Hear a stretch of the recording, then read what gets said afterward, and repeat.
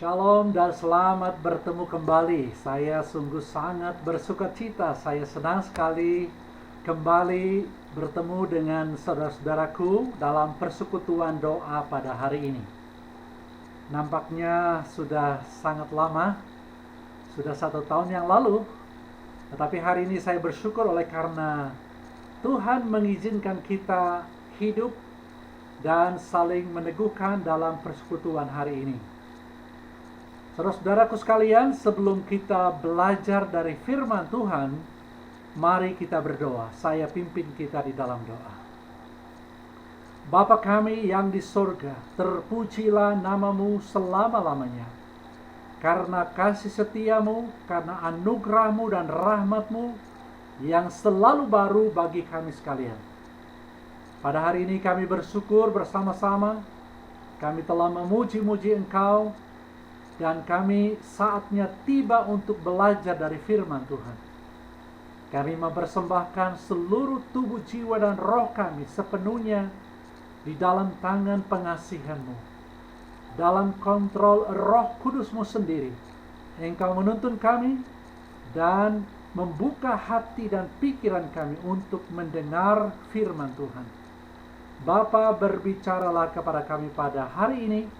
Kami telah siap mendengar. Di dalam nama Bapa, Putra, dan Roh Kudus yang punya firman hidup ini, kami telah menyerahkan waktu ini sepenuhnya. Haleluya, haleluya. Amin, amin. Bapak Ibu sekalian, firman Tuhan hari ini saya beri tema pola hidup Kristen sejati. Sekali lagi, pola hidup Kristen sejati. Dari firman Tuhan, nats firman Tuhan yang saya ambil dari Kisah Para Rasul pasal 2 ayat 41 sampai ayat yang ke-47.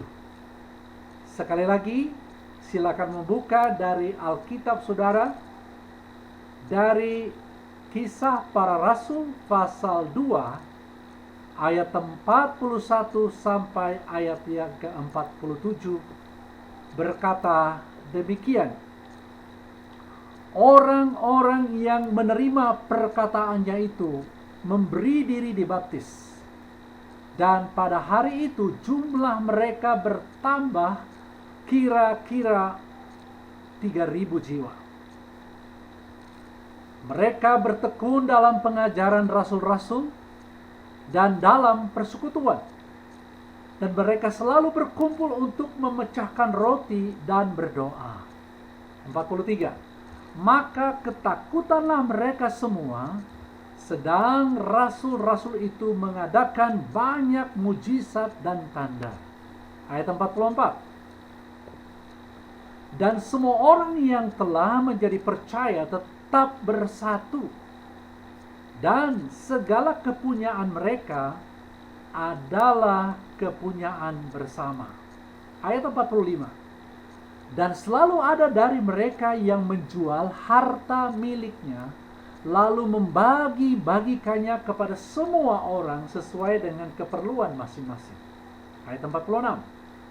Dengan bertekun dan dengan sehati, mereka berkumpul tiap-tiap hari dalam bait Allah. Mereka memecahkan roti di rumah masing-masing secara bergilir dan makan bersama-sama dengan gembira dan dengan tulus hati. Ayat yang ke-47. Sambil memuji Allah, dan mereka disukai semua orang. Dan tiap-tiap hari Tuhan menambah jumlah mereka dengan orang yang diselamatkan. Haleluya, haleluya. Demikian jauh pembacaan dari firman Tuhan pada hari ini. Diberkatilah saudara-saudaraku sekalian yang telah membaca firman Tuhan ini bersama-sama dengan saya, dan kita akan segera melihat kebenaran yang berhubungan dengan pola hidup Kristen sejati dari Kisah Para Rasul yang baru saja kita baca tadi. Jadi, sahabat-sahabatku sekalian, pertanyaan yang sangat penting bagi kita hari ini adalah, siapakah yang dimaksudkan dengan Kristen sejati? Siapakah Kristen sejati? Pertanyaan ini sangat penting bagi kita hari ini. Sebab akhir-akhir ini banyak orang yang mengaku sebagai orang Kristen, tetapi mereka masih terikat dengan kekuatan-kekuatan dunia ini. Bahkan mereka hidup tidak seperti orang Kristen sebagaimana yang dimaksudkan di dalam firman Tuhan. Banyak orang mengaku sebagai orang beragama, bahkan agama Kristen sekalipun, tetapi pola hidup mereka di tengah-tengah masyarakat dunia bahkan tidak ada bedanya dengan orang-orang yang belum percaya, yang belum mengakui Yesus sebagai Tuhan dan Juru Selamat mereka. Hari ini saya senang sekali berbagi dengan kawan-kawan semua untuk merenungkan topik ini. Siapakah orang Kristen sejati? Menurut referensi yang baru saja kita baca, ayat yang ke-41 di sana menjelaskan tentang orang Kristen sejati itu adalah orang-orang yang mendengar, orang-orang yang menerima pengajaran para rasul secara langsung.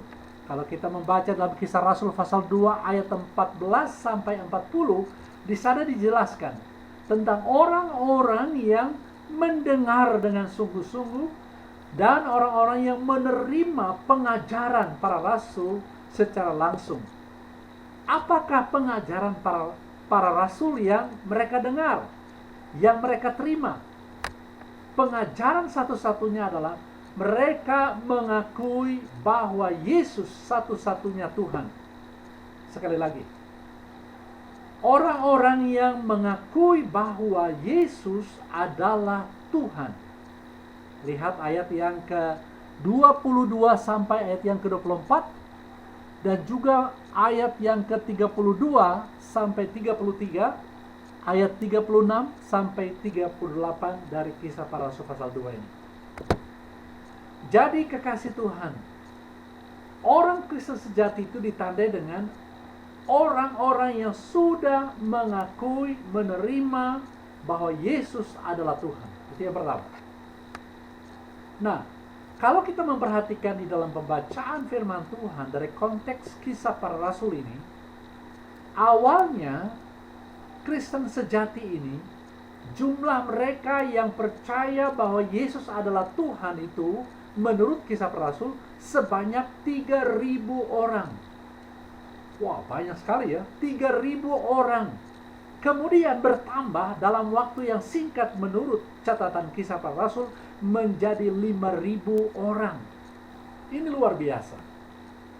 Jadi para kekasih Tuhan, pada abad ini, ya abad kita ini, pada zaman kita, abad kita sekarang ini, perkiraan pada tahun 2020 yang lalu, ini sekarang sudah tahun 2022 ya.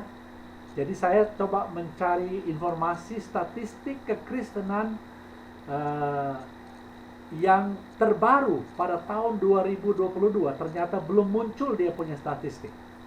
Tetapi perkiraan pada abad ini, yaitu pada tahun 2020 yang lalu, penganut agama Kristen di seluruh dunia berjumlah 2,513 miliar.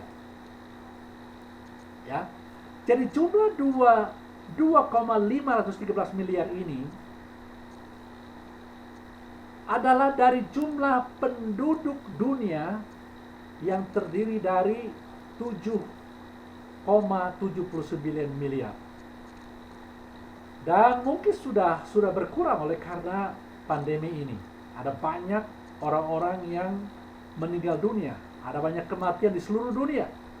Dan mungkin sudah banyak yang berkurang, tetapi jumlah ini tidak dipengaruhi. Dan memang jumlah orang-orang yang mengaku orang Kristen di seluruh dunia itu ada sekitar 2,513 miliar. Artinya 32,11% dari penduduk dunia. Dan dalam catatan statistik yang saya baca kemarin, saya melihat bahwa orang yang mengaku orang Kristen, ya, mengaku orang Kristen, beragama Kristen, itu adalah jumlah mayoritas di seluruh dunia, jumlah terbesar di seluruh dunia. Kemudian urutan yang berikutnya agama-agama yang lain. Jadi, dari jumlah mereka yang 3.000 orang yang tertulis dalam Kisah Para Rasul ini, mereka adalah komunitas perdana. Mereka adalah komunitas pertama yang dikenal sebagai jemaat mula-mula, yang kemudian disebut Kristen atau pengikut Yesus Kristus. Silakan baca dalam Kisah Para Rasul pasal 11 ayat yang ke-26b. Nah, di sana mereka mula-mula di Antioquia disebut sebagai Kristen. Walaupun istilah Kristen pada masa itu adalah kata-kata sindiran kepada kelompok orang-orang yang menyatakan diri mereka sebagai pengikut Kristus. Dari referensi Kisah Para Rasul pasal 2 ayat 41 sampai 47 yang menjadi landasan percakapan kita hari ini, saya melihat paling tidak ada 6 pola hidup Kristen sejati yang perlu kita pelajari bersama-sama dan wajib kita hidupi pada masa kini. Oke, nah sekarang saya harap teman-teman semua siap menulis. Silakan menulis, silakan mencatat ini. Yang pertama, pola hidup Kristen sejati menurut Kisah Para Rasul ini, pasal 2 ayat yang ke-42a, mereka percaya Yesus adalah Tuhan. Oke? Jadi, ciri khas mereka pertama, pola hidup mereka adalah percaya Yesus adalah Tuhan. Dan mereka hidup dalam pengajaran yang benar tentang Yesus Kristus melalui para rasul. Jadi mereka tidak belajar dari sumber yang lain. Mereka belajar tentang siapa Yesus sesungguhnya dari sumber pertama, yaitu para rasul yang bersama-sama dengan Yesus sebelum Yesus naik ke surga. Mereka semua mengenal dia dengan baik, berbicara dengan dia setiap hari, dan mendengar tentang apa yang Yesus ajarkan tentang dirinya, tentang kerajaan Allah. Dan semua mereka pelajari. Jadi orang-orang percaya yang terdiri dari 3.000 orang itu mendengar pengajaran ini, lalu menjadi percaya. Jadi mereka bertekun dalam pengajaran para rasul dan dalam persekutuan. Ini pola yang pertama, saudara sekalian. Bagaimana dengan kita pada zaman ini? Apakah kita menyebut diri kita sebagai orang Kristen, tetapi kita ragu-ragu tentang siapa Yesus? Kita mengaku sebagai orang Kristen, tetapi kita tidak hidup dalam pengajaran yang benar tentang Yesus Kristus. Kita masih ragu-ragu, kita masih memberi peluang untuk pengajaran-pengajaran yang lain. Sekali lagi, pola hidup jemaat mula-mula ini yang mempengaruhi mereka adalah Yesus adalah Tuhan dan tidak ada pengajaran yang lain.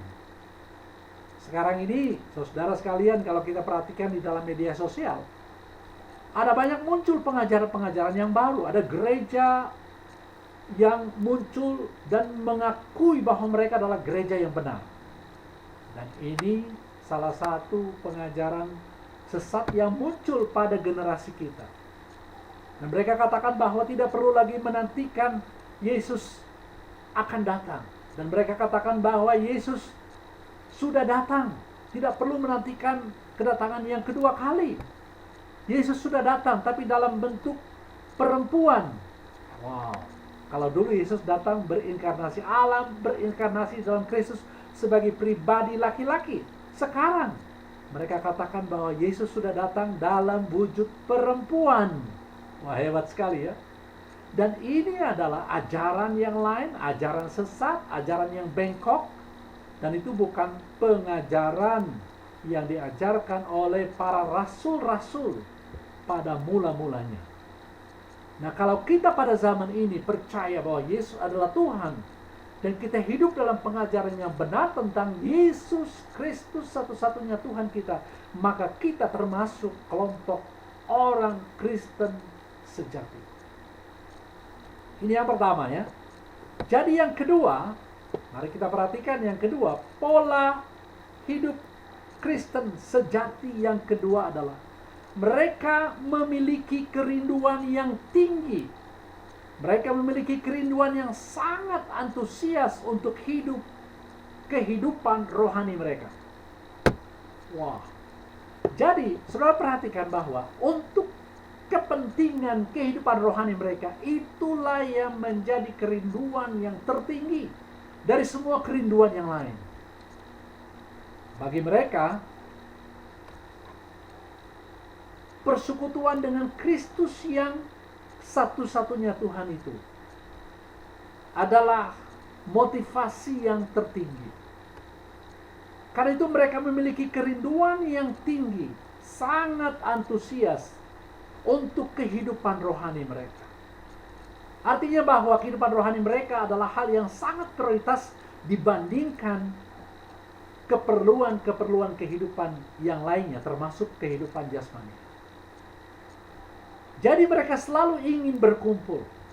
Dikatakan dalam ayat yang ke-42b, di sana dikatakan bahwa mereka selalu berkumpul untuk memecahkan roti dan berdoa. Perhatikan, mereka selalu ingin berkumpul untuk dua hal, yaitu memecahkan roti, dan yang kedua adalah berdoa.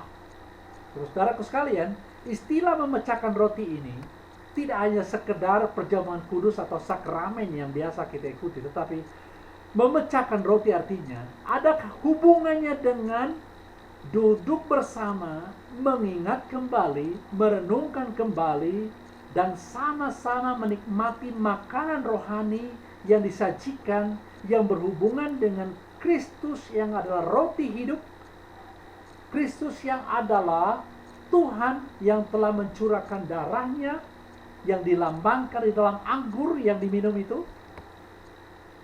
Jadi, pertemuan mereka, perkumpulan mereka untuk merenungkan kembali tentang kematian Kristus, penderitaan Kristus yang dilambangkan di dalam roti dan anggur, yang biasa kita lakukan dalam sakramen-sakramen kita.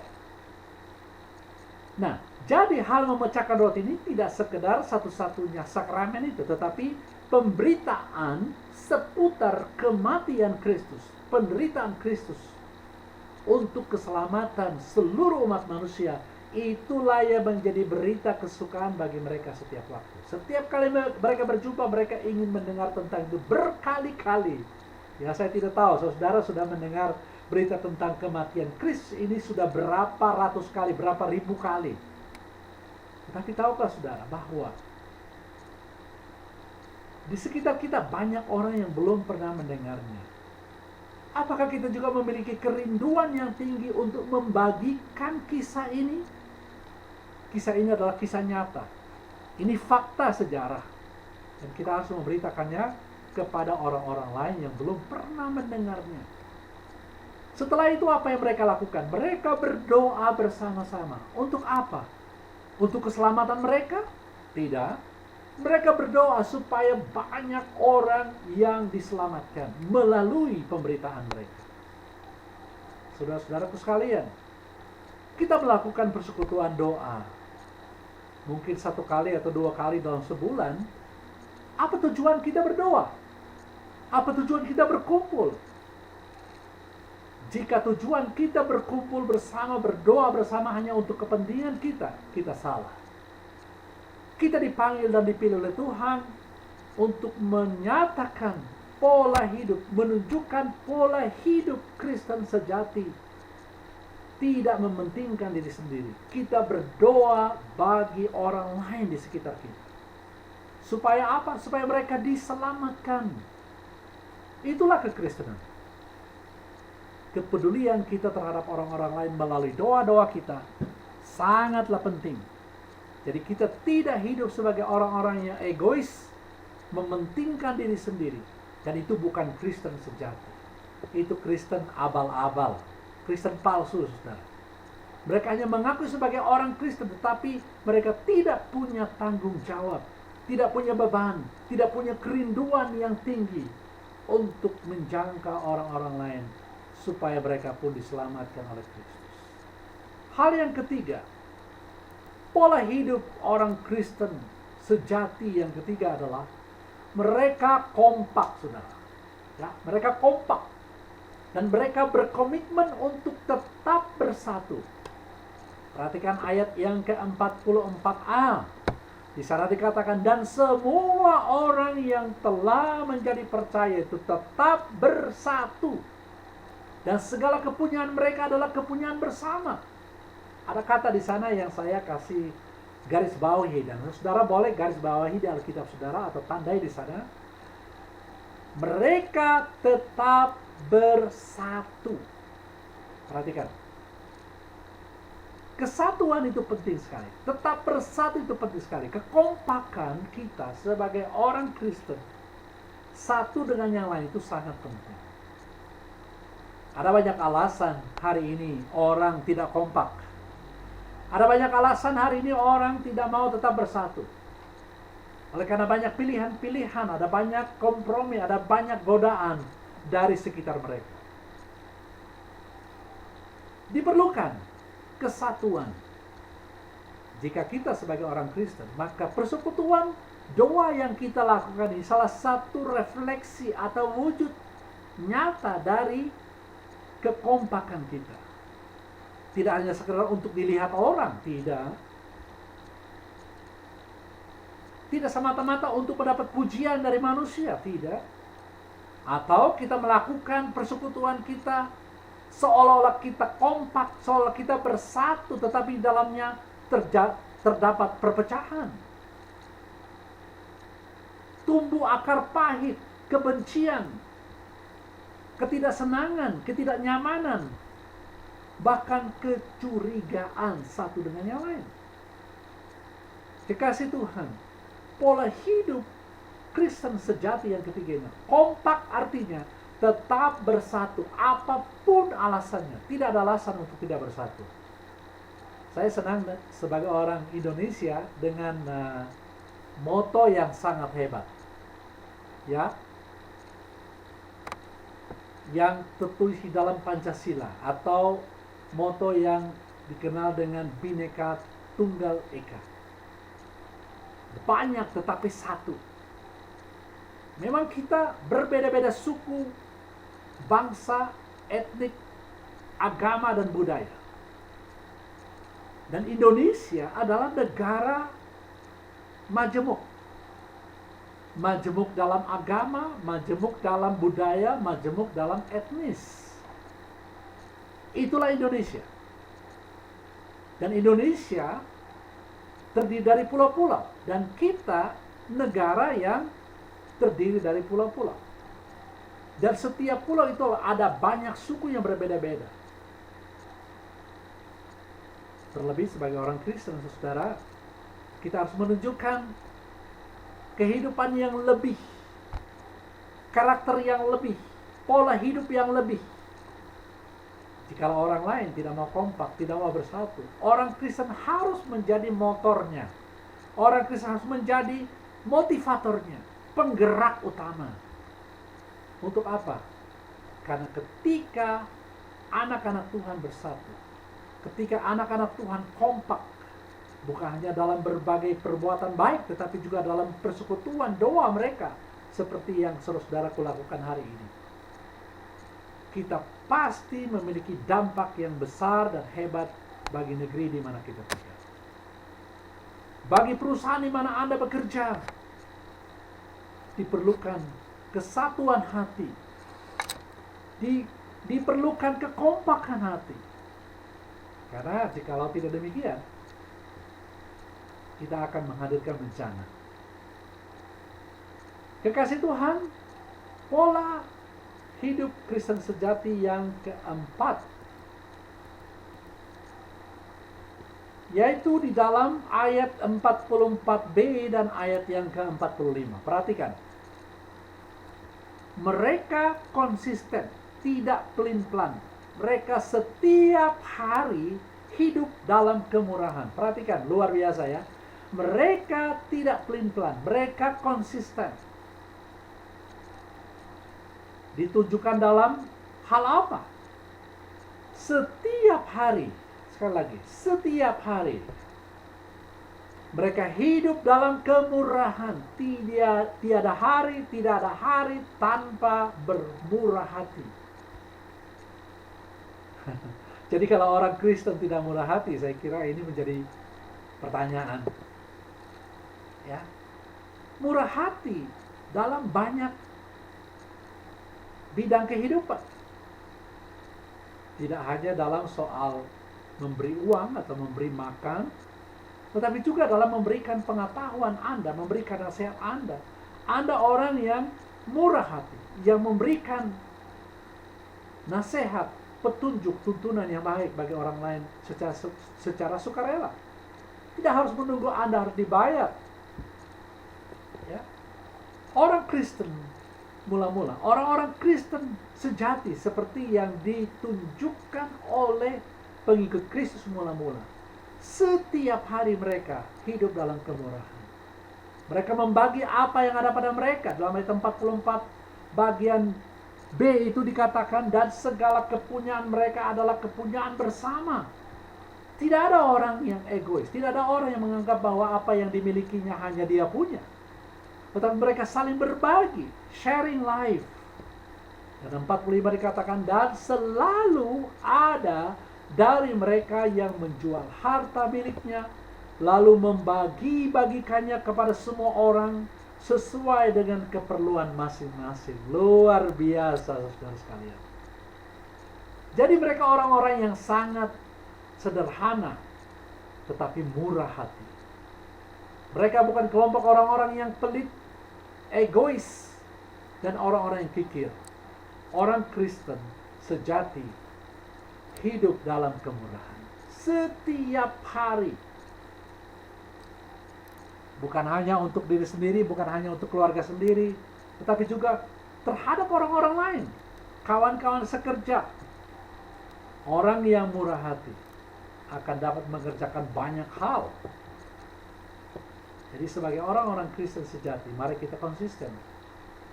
Tidak pelin-pelan, mudah tergoyahkan, mudah ikut arus. Tidak. Tetap konsisten. Setiap hari menghidupi kehidupan Kristus, menghidupi kehidupan Bapa kita yang penuh dengan kemurahan.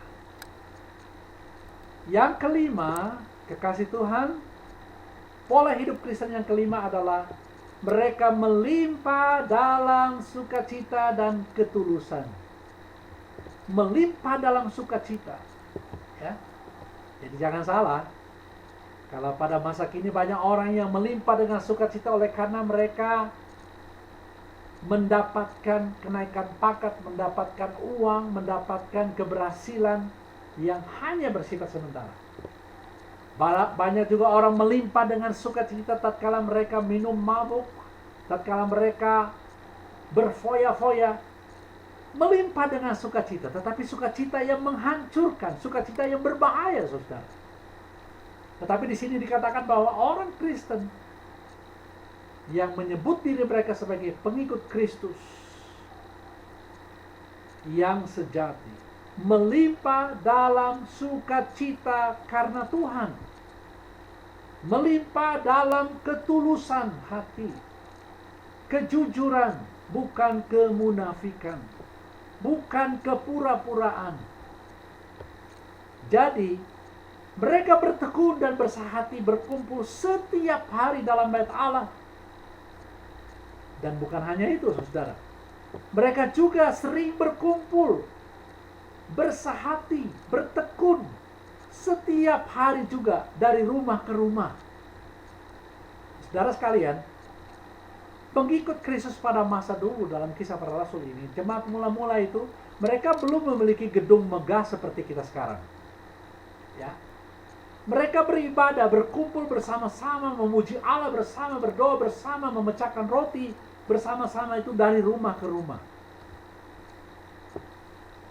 Dan ada satu ketika mereka berkumpul di dalam bait Allah. Tetapi bait Allah pada masa itu adalah bait Allah orang Yahudi, saudara. Belum ada disebut pada masa itu gedung gereja seperti sekarang. Tetapi mereka boleh menggunakan bait Allah itu, atau sinagog itu, tempat ibadah orang Yahudi itu, untuk mereka belajar, mendengar firman Tuhan, bersekutu bersama, bersahati, berkumpul bersama. Dan itu dilakukan sekali seminggu? Tidak, saudara. Setiap hari dikatakan di situ ya. Luar biasa ya. Setiap hari dalam bait Allah. Dan di rumah-rumah gitu. Jadi kalau mereka tidak di bait Allah atau di gedung gereja kalau seperti sekarang, di rumah-rumah. Dan saya rasa bahwa ini sangat relevan untuk kita pada masa kini, pada zaman ini. Sejak pandemi pada 2 tahun yang lalu, saya kira semua kita mengenal dengan istilah dengan ibadah di rumah, kebaktian dari rumah, berdoa dari rumah, mendengar firman Tuhan dari rumah, secara virtual, secara online. Dan semua sudah melakukan itu. Dan saya kira itu pun sangat relevan hari ini. Jadi kalau kita tidak dapat datang ke gedung gereja yang besar, karena masih ada beberapa tempat seperti di Indonesia yang masih terjadinya COVID-19 atau Omicron sekarang yang terjadi sekarang ini, belum dapat izin yang lebih luas, tidak ada masalah. Tetapi kita tidak boleh membuang waktu itu hanya untuk hal-hal yang lain. Lalu kita katakan, sekarang dilarang datang untuk bersekutu ramai-ramai ke gedung gereja, ya pergi piknik sajalah, pergi ya berbelanja saja di toko-toko. Saya kira bukan itu tujuan. Kita dapat berdoa bersama, bersekutu bersama dari mana saja, bertempat tinggal di mana saja. Dan sekarang ini itu sudah terjadi. Hal yang sangat penting di sini adalah apakah kita melakukannya dengan tekun, dengan sehati, berkumpul tiap-tiap hari dalam bait Allah, atau persekutuan yang kita lakukan melalui virtual membosankan? Ada banyak orang yang mengabaikan hal ini.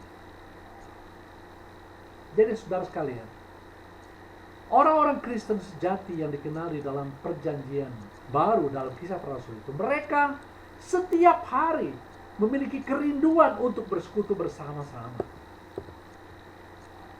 Dan mereka melakukan juga pertemuan secara bergilir. Mereka boleh makan bersama. Ada perjamuan kasih, ada perjamuan social ministry, ada perjamuan kudus yang mereka lakukan. Dan mereka lakukannya bukan dengan terpaksa, bukan dengan duka cita, tetapi di sana tertulis di dalam ayat 46, dengan penuh kegembiraan dan dengan tulus hati. Luar biasa ya. Jadi ini pola hidup yang harus kita pelajari, yang harus kita teladani, yang harus kita ikuti sebagai orang Kristen sejati hari ini. Bila kita mengakui sebagai orang Kristen sejati, mari kita belajar seperti orang-orang Kristen mula-mula yang disebutkan di dalam Kisah Para Rasul ini. Yang terakhir, saudara, yang keenam, pola hidup Kristen sejati yang terakhir, yang keenam adalah ayat 47. Mereka disukai semua orang. Mereka berdampak pada lingkungan sekitar mereka. Hidup mereka disukai semua orang. Luar biasa, saudara, ya. Itu luar biasa. Kemanapun mereka pergi, mereka disukai oleh semua orang. Mereka disapa, mereka menyapa orang lain, dan orang lain menyapa mereka. Mereka menerima orang, dan orang lain juga menerima mereka. Hal yang menarik di sini, Alkitab menulis, mereka disukai semua orang tanpa kecuali. Saudara-saudaraku sekalian, kalau kita perhatikan, apakah orang pada masa itu, lingkungan hidup masyarakat pada masa itu persis sama pada zaman kita? Saya kira sama. Ada juga agama-agama yang lain, ada aliran-aliran agama yang lain, kepercayaan yang lain, ada suku-suku yang lain yang ada di sekitar mereka. Jadi semua orang yang dikatakan di sana itu dari berbagai latar belakang budaya, latar belakang suku, latar belakang agama pada masa itu. Dan orang-orang yang menyebut diri mereka sebagai pengikut Yesus ini disukai oleh semua orang itu tanpa kecuali. Ya. Jadi pola hidup mereka adalah mereka membangun hubungan sosial yang baik pada siapa saja. Bangun jembatan sosial yang baik. Jembatan persahabatan dengan orang-orang di sekitar mereka. Mereka tidak menjadi apatis, mereka tidak menjadi orang yang tertutup. Mereka tidak menjadi orang yang liar di lingkungan di mana mereka tinggal. Di sana dikatakan bahwa sambil memuji Allah. Dan mereka disukai semua orang. Dan tiap-tiap hari Tuhan menambah jumlah mereka dengan orang yang diselamatkan. Haleluya, haleluya. Luar biasa, saudara. Jadi Tuhan yang menambah jumlah orang masuk ke dalam komunitas itu. Mengapa? Karena mereka membangun hubungan yang baik. Mereka memiliki etika yang baik. Mereka memiliki budi pekerti yang baik. Mereka memiliki sikap yang baik kepada orang-orang di sekitar mereka. Apabila kita sebagai orang Kristen hari ini menyebut diri kita juga sebagai orang Kristen, tunjukkanlah kekristenanmu yang sejati dengan membangun hubungan sosial yang baik dengan orang di sekitar Anda. Tanpa memikirkan dia punya latar belakang agama apa, dia berasal dari suku apa, dia berasal dengan budaya yang seperti apa. Tuhan tidak melihat semua itu. Dia melihat kita sebagai pengikut-pengikutnya. Memulai sesuatu yang baik. Baik di tempat lingkungan, di tempat kita tinggal masing-masing. Di lingkungan kerja atau kantor di mana Anda berada. Di sekitar meja kerja Anda ada banyak orang lain yang berbeda agama, suku, dan budaya. Bangun hubungan sosial yang baik kepada siapa saja. Kepada atasan Anda, kepada bawahan Anda, kepada kawan-kawan sekerja, karyawan Anda. Bangun hubungan sosial yang baik. Dan saya kira negara kita Indonesia juga mengajarkan, di dalam Pancasila kita mengajarkan tentang membangun hubungan sosial dengan orang-orang lain, karena orang lain adalah sesama manusia seperti kita. Ini sila yang berbicara mengenai kemanusiaan, bicara soal hubungan kemanusiaan satu dengan yang lain. Jadi kekasih Tuhan, orang Kristen sejati tidak melulu hanya mengurus hal-hal yang bersifat rohani. Tidak hanya melulu berbicara menyangkut hal-hal yang akan datang, tetapi juga kita berbicara membangun hubungan kita dengan sesama kita hari ini, di sini hari ini. Sehingga kita dilihat orang benar bahwa mereka adalah orang Kristen sejati. Jadi kekasih Tuhan, para sahabat-sahabatku semua, saya senang sekali hari ini mengajak kita untuk melihat secara keseluruhan. Kita melihat secara keseluruhan dari kebenaran ini, pola hidup Kristen sejati. Sebagai akhir dari percakapan kita, marilah kita menghidupi pola hidup Kristen sejati pada masa kini, di mana kita tinggal, di mana kita hidup, di mana kita bekerja. Dan pola hidup Kristen sejati ini sangat relevan sepanjang masa. Jadi landasan hidup Kristen sejati diletakkan atas kebenaran tentang siapa Yesus sesungguhnya bagi kita. Jika Yesus adalah Tuhan dan Juru Selamat, saudara-saudara, tunjukkanlah kepada orang lain di sekitar kita. Karena di atas landasan Kristus adalah Tuhan, kita hidup sebagai orang Kristen sejati dan menyatakan siapa Yesus kepada orang di sekitar kita. Jadi ketika Yesus menjadi landasan hidup kita, maka tindakan saling menghargai, saling memperhatikan, saling menolong menjadi gaya hidup setiap orang setiap saat.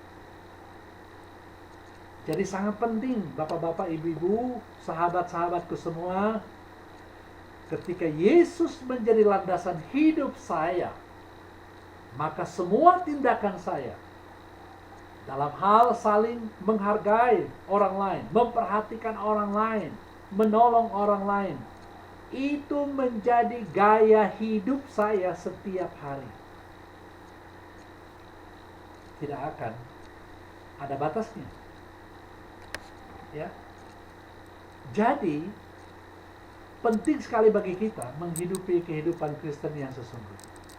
Jadi persekutuan untuk mengingat Yesus yang telah menjadi korban penebusan bagi setiap orang, dan kerinduan untuk saling mendoakan menjadikan sebuah kesukaan dan kekuatan terbesar di dunia hari ini.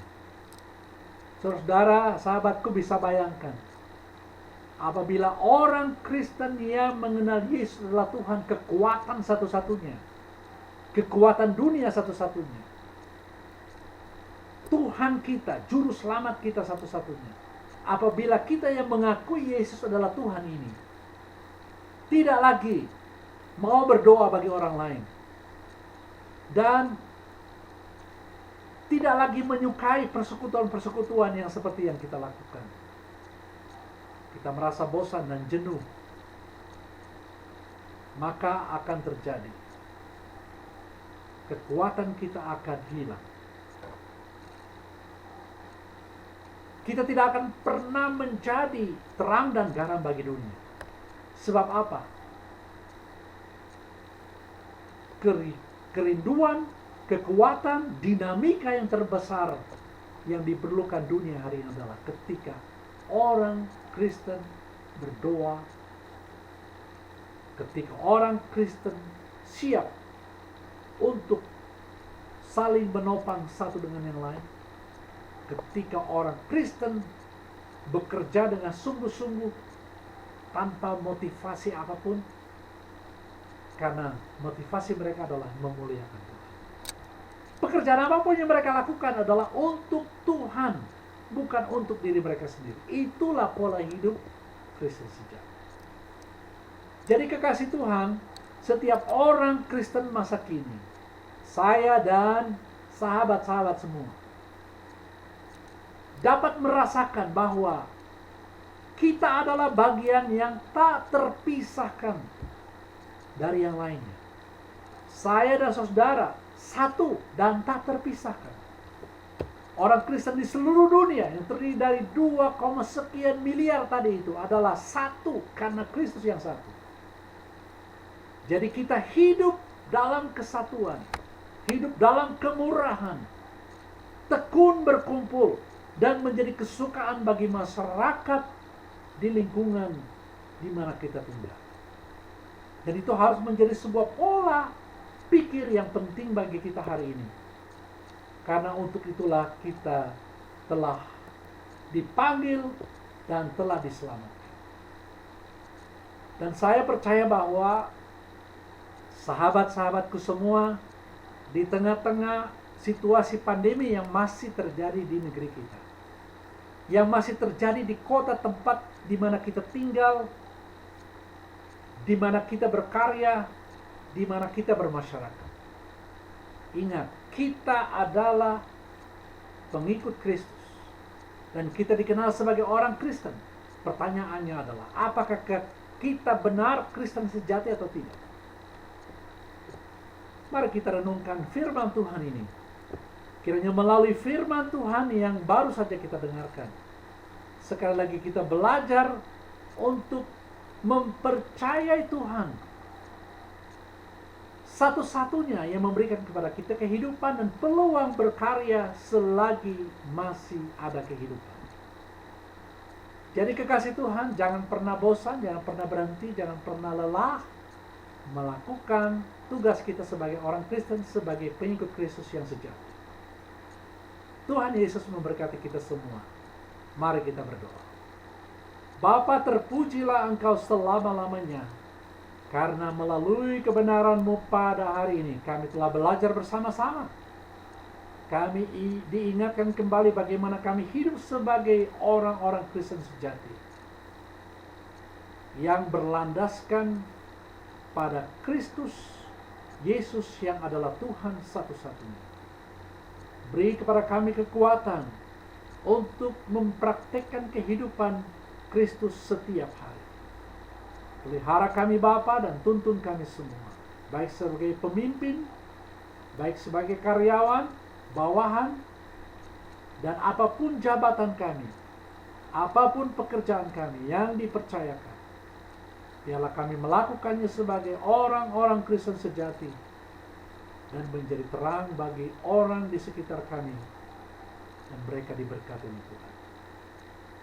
Terpujilah nama-Mu Bapa selama-lamanya. Kami menerima firman-Mu dan kami sambut semuanya di dalam nama Yesus, Tuhan dan penebus kami. Haleluya, haleluya. Amin, amin. Tuhan Yesus memberkati saudara-saudaraku sekalian.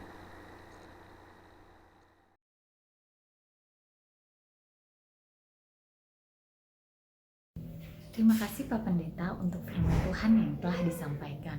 Kiranya Pak Pendeta bersama keluarga terus diberkati Tuhan, dan penyertaan Tuhan dalam setiap pelayanan Pak Pendeta boleh terus memberkati dan memuliakan namanya. Teman-teman, saat ini saya undang kita semua untuk memberikan persembahan terbaik kita. Kita mau memberikannya dengan hati yang penuh sukacita. Bisa dikirimkan ke rekening di bawah ini ya. Nah, saat ini saya juga mau memberikan informasi tentang laporan keuangan kita selama tahun 2021. Nah, puji Tuhan sampai dengan saat ini uang kas kita total ada di 71.567.777. Puji Tuhan ya teman-teman. Terima kasih semua teman-teman untuk waktunya, untuk kebaikannya, untuk kemurahan hatinya. Biar kiranya kita semua yang sudah diberkati Tuhan boleh terus menjadi berkat. Sampai jumpa dan bertemu kembali di persekutuan doa selanjutnya. Bye, shalom.